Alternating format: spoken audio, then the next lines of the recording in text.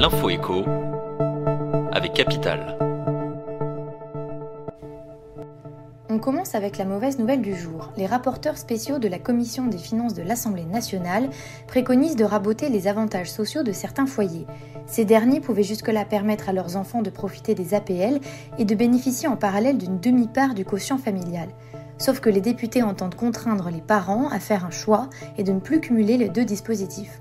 Pour concrétiser ce projet, les parlementaires devront toutefois passer par un vote en séance plénière, probablement à l'occasion du prochain projet de loi finances pour l'année 2024.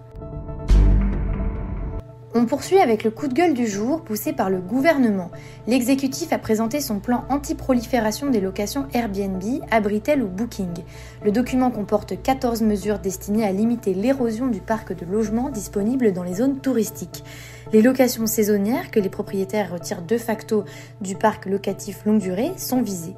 Elles sont en effet accusées d'aggraver la pénurie de logements, alimentant une hausse des prix de l'immobilier et des loyers jugés insupportables par les habitants de nombreuses régions.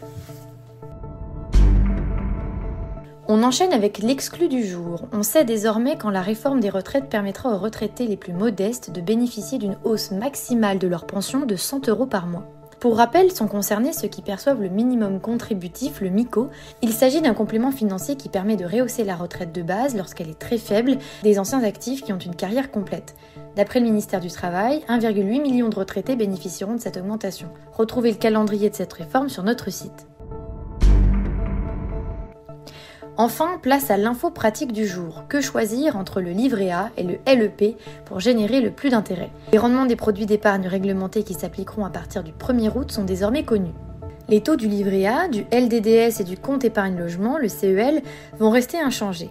Celui du livret d'épargne populaire, le LEP, ne baissera quant à lui que de 0,1 point à 6% contre 6,1% depuis le 1er février dernier. Toutefois, vous ne pourrez pas bénéficier de ces taux pour la même durée. Si le rendement du livret A va perdurer, celui du livret d'épargne populaire va baisser dès 2024. Plus d'explications sur notre site. C'était l'Info écho avec Capital.